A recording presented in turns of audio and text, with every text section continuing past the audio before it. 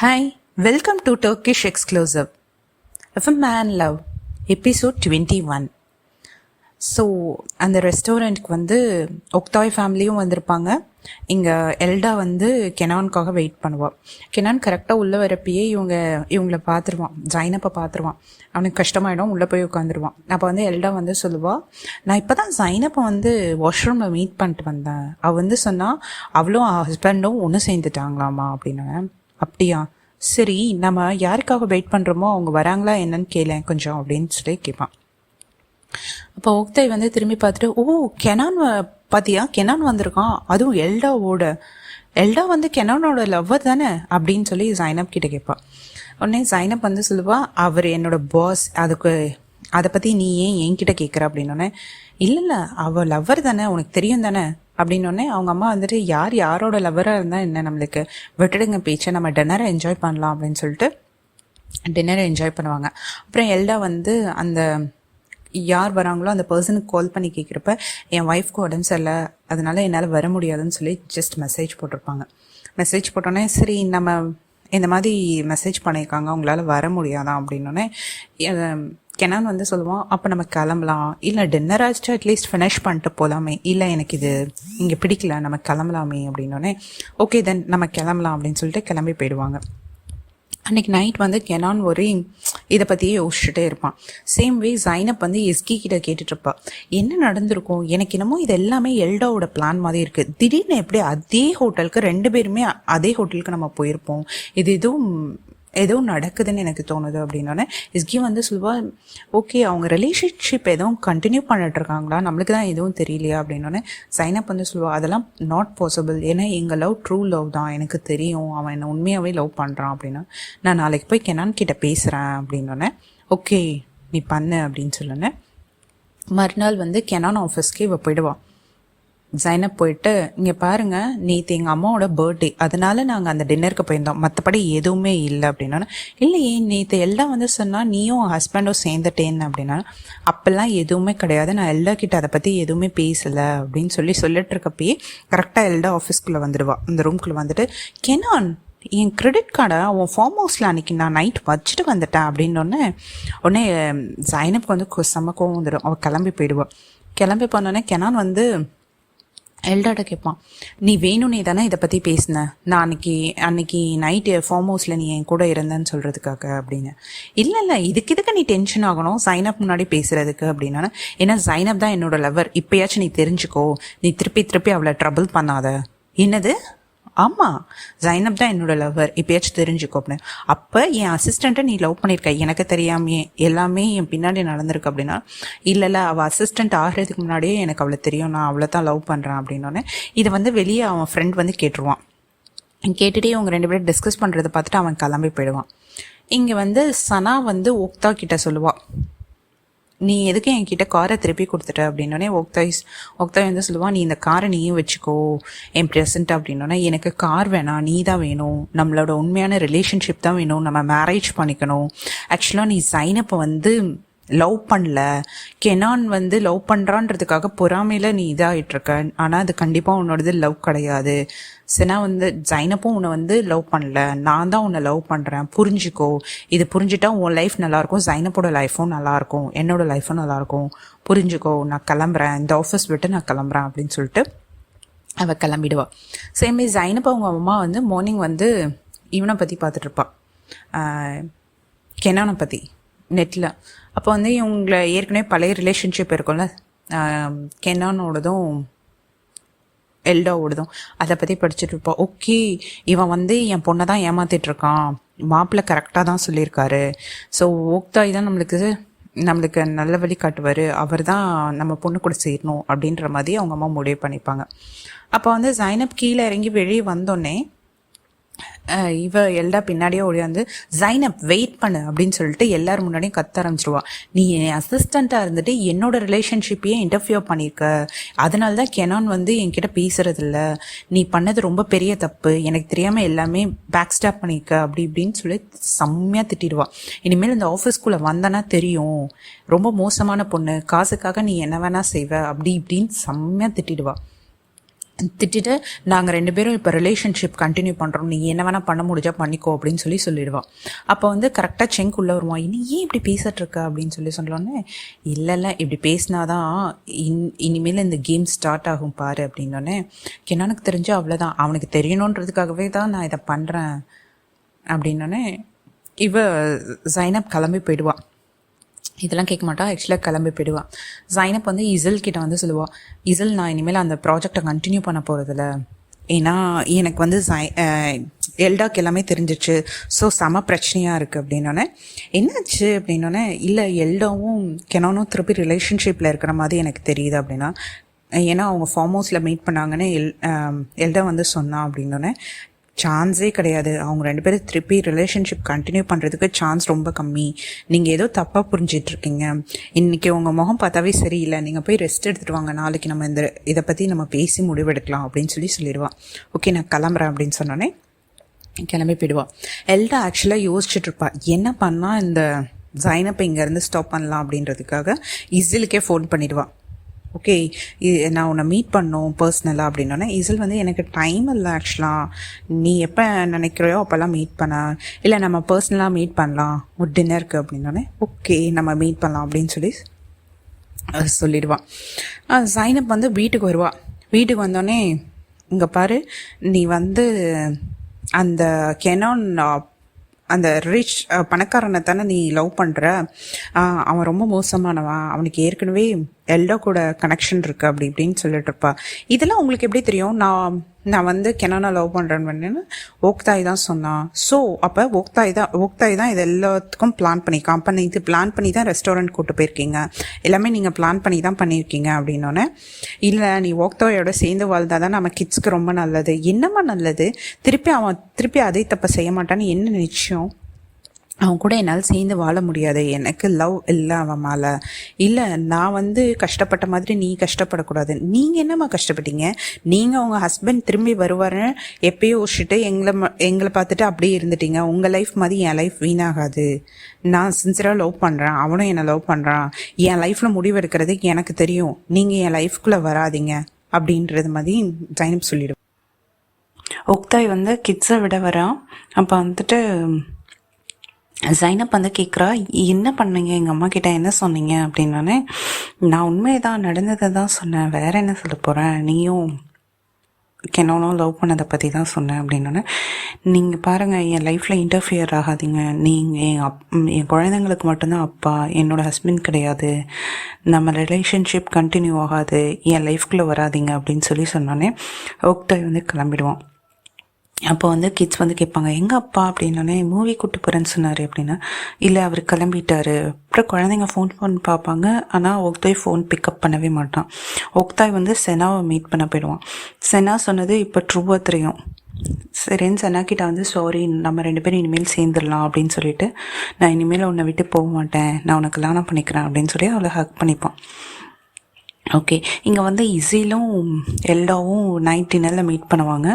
இசல் வந்து கேட்பா, நீ சும்மா ஒன்றும் எனக்கு வந்து கால் பண்ணி கேட்க மாட்டேன், எனக்கு தெரியும் ஏதோ ஒரு நீடு இருக்குது, என்ன நீடுன்னு நீ சொல்லு அப்படின்னோடனே, எனக்கு வந்து ஜைனப்பை வந்து வெளியே வீட்டை தூக்கணும், அதுக்கு பதிலாக நான் உனக்கு எங்கள் அப்பா கிட்டேருந்து நிறைய ப்ராஜெக்ட்ஸ் வாங்கி தரேன், நான் ஜைனப் வந்து இந்த ஒர்க் விட்டு போகணும் அப்படின்னு சொல்லுவான். ஓகே அதுக்கு தான் நீ இதை பண்ணுறேன், சரி நான் யோசிச்சுட்டு உனக்கு முடிவு சொல்கிறேன் அப்படின்னு சொல்லுவாள். அப்போ மறுநாள் வந்து கெனான் வந்து நிறைய தடவை அவளுக்கு கால் பண்ணுவான், ஆனால் எடுக்கவே மாட்டாள். ஒரு தடவை கால் பண்ணுறப்ப அவங்க அம்மா வந்து அந்த காலை எடுத்து பிக் பண்ணி, என் பொண்ணு இதுக்கு மேலே டிஸ்டர்ப் பண்ணாதீங்க அப்படின்ற மாதிரி சொல்லிட்டு வச்சுருவாள். அவங்க எல்லோரும் லஞ்சுக்கு வெளியே போவாங்க, ஏன்னா அன்றைக்கி அவங்க அப்பா பசங்களை படத்துக்கு கூப்பிட்டு போகிறதுனால அவங்க எல்லோரும் லஞ்ச் போவாங்க.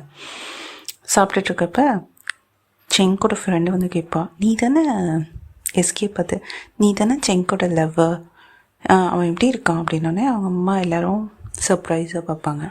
அப்புறம் வந்து ஜைனப் வந்து கேட்பா, நீ கூட என்கிட்ட எல்லா விஷயத்தையும் மறைச்சிட்டல அப்படின்னோடனே, இல்லை எல்லாரோட பிரச்சனையும் ஏற்கனவே பெருசாக போயிட்டுருக்கேன், நான் வேறு இதை எதுவும் பண்ணுவேன், நான் ஜஸ்ட் அவன் கூட கேர்ள் ஃப்ரெண்டாக தான் ஆக்ட் பண்ண தான் போனேன், மற்றபடி எதுவும் இல்லை அப்படின்னோடனே, சரி நான் நம்பிட்டேன் அப்படின்ட்டு அவன் சொல்லிட்டுருப்பான்.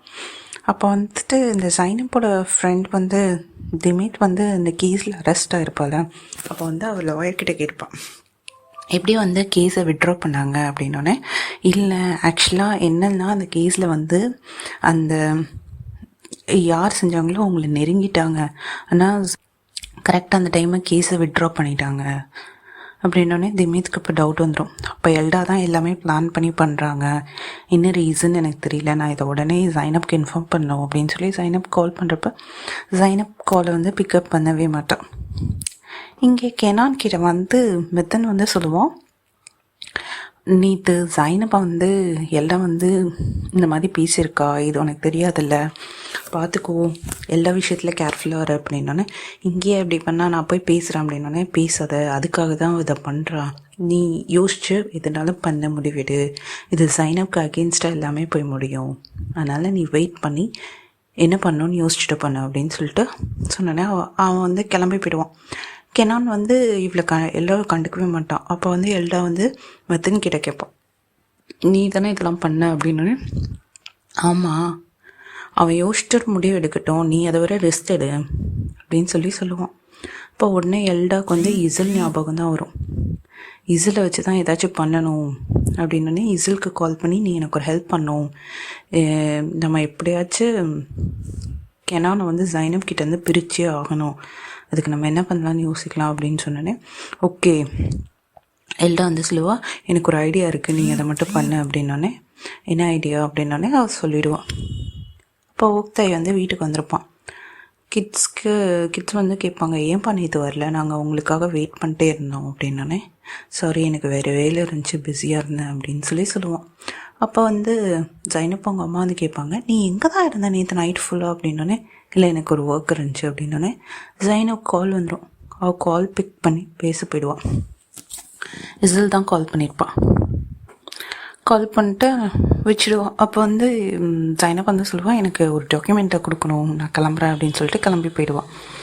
கிளம்பி போகிறப்ப இசல் என்ன சொன்னான்றதை சொல்லுவாங்க. அதாவது இசல் வந்து சொல்லியிருப்பா, அன்றைக்கி ஃபார்ம் ஹவுஸில் வந்து இவன் மட்டும் தான் தனியாக இருந்திருக்கான், ஆனால் இவனை தான் எல்டா ஃபாலோ பண்ணி போயிருக்கா, அவன் கேட்டதுக்கு கூட சொல்லிட்டானா, கெனான் வந்து உன்னை தான் லவ் பண்ணுறேன் அப்படின்ற மாதிரி சொல்லிட்டான் எல்லார் முன்னாடியும், அதனால தான் அவன் அன்றைக்கி உன்னை ஆஃபீஸில் வச்சு திட்டியிருக்கா அப்படின்னு சொல்லிடுவான். உடனே இவள் காரை எடுத்துகிட்டு கிளம்பி டைரெக்டாக கெனானை பார்க்க போகிறான். அதே டைமில் கெனான் வீட்டுக்கு வந்து எல்டா வந்திருப்பான். இந்த மாதிரி எனக்கு ஃபீவரிஷாக இருக்குது, எனக்கு ரொம்ப பயமாக இருக்குது, நீ என்னை வெறுத்துருவியோன்னு அப்படி இப்படி இப்படி இப்படின்னு பேசிகிட்ருப்பான். அப்போ சரி வா, ஆம்புலன்ஸ்லாம் கூப்பிடாத, டாக்டர்லாம் வேணாம், நான் இங்கேயே இருக்கேன் அப்படின்னு சொல்லிட்டு இவள் உள்ளே போயிடுவான். அப்போ கொஞ்ச நேரத்தில் கரெக்டாக ஜைனப்பும் வருவாள். ஜைனப் வந்து பார்த்தோன்னே எல்லாம் நைட் இருந்தோடனே திருப்பி அவள் கூப்பிச்சிட்டு கிளம்பி போயிடுவாள். அப்போ வந்து அந்த வீட்டை விட்டு கிளம்பி போனோடனே கெனானும் வேகமாக கிளம்பி அவள் பின்னாடியே போவான். அதுக்குள்ளே காரை ரைஸ் பண்ணிட்டு அவள் போயிடுவாள். என்ன யார் சொல்கிறதையும் நம்ப முடியல, இவன் என்ன தான் பண்ணுறான்னு எனக்கு தெரியல, இவன் எல்லோ கூட நைட்டில் இருக்கான், எல்லாமே பண்ணிட்டுருக்காங்க, எனக்கு ரொம்ப கஷ்டமாக இருக்குது அப்படின்னு சொல்லிட்டு அவள் புலம்பிகிட்ருப்பா. அப்போ அந்த டைமில் வந்து திமத் கால் பண்ணுவாள்.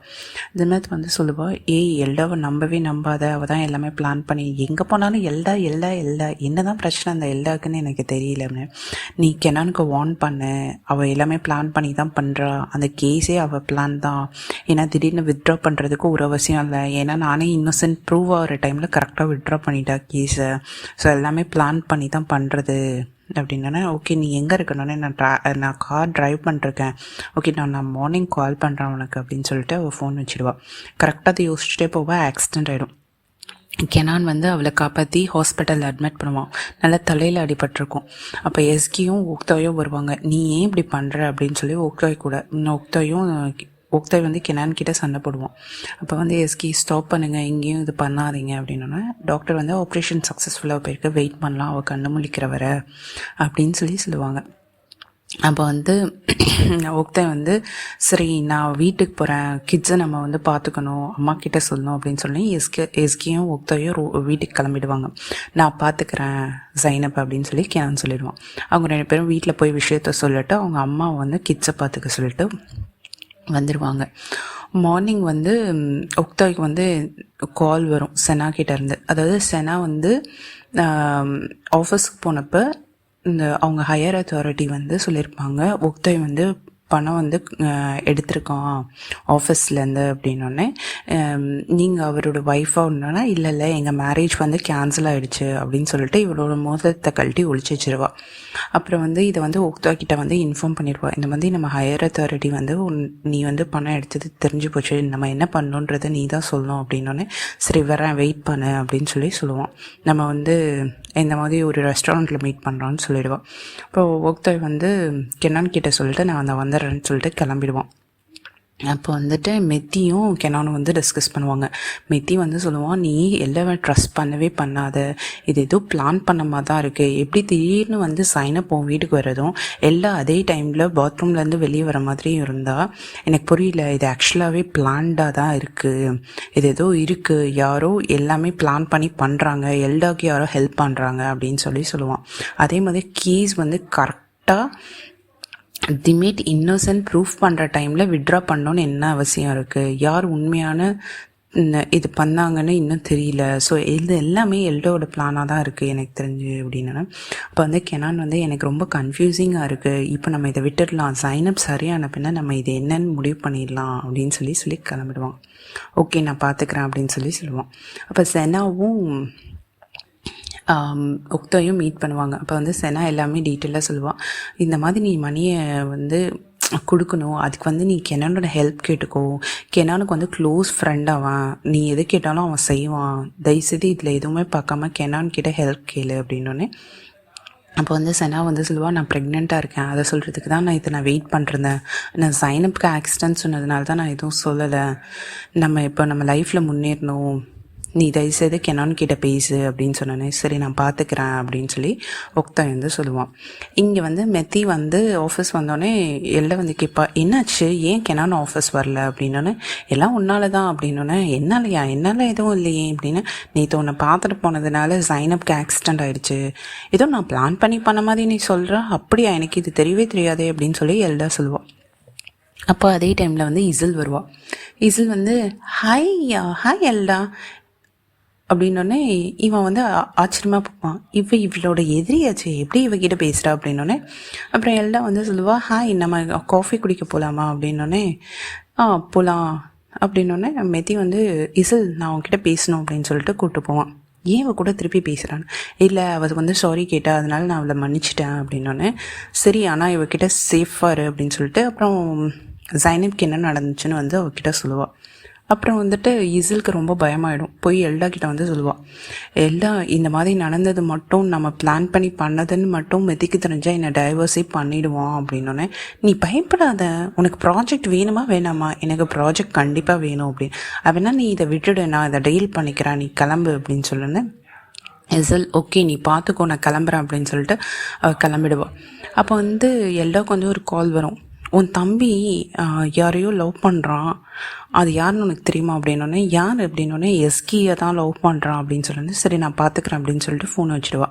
இப்போ எல்டா வந்து செங்க் வந்தோடனே கேட்பா, நீ என்ன எஸ்கியை லவ் பண்ணுறியா, ஆமாம் நான் அவளை லவ் பண்ணுறேன், நீ இதுக்குள்ளே வராத அப்படின்னோடனே, நான் அவங்க அக்காவை இந்த இடத்த விட்டே போக வைக்கணும்னு நினைக்கிறேன், நீ அவள் தங்கச்சியை எடுத்துகிட்டு வர இந்த இடத்துக்கு நம்ம ஃபேமிலிக்கும் அவளுக்கும் செட் ஆகாது, நீ வேணாம் விட்டுடணும், நீ லைனில் ரொம்ப க்ராஸ் பண்ணுற எல்டா, நீ இதுக்குள்ளே வராத, இது என்னோட பர்சனல் அப்படின்னோடனே, நீ என்னோட தம்பி அதெல்லாம் வேறு, நான் உன் லைஃப்குள்ளே வரேனா, நீ என் லைஃப்குள்ளே வராத அப்படின்னு சொல்லிட்டு அவன் கிளம்பி போயிடுவான். சப்ஸ்கிரைப், கிளிக் த பெல் ஐகான், ஷேர் பண்ணுங்கள், லைக் பண்ணுங்கள். தேங்க்யூ.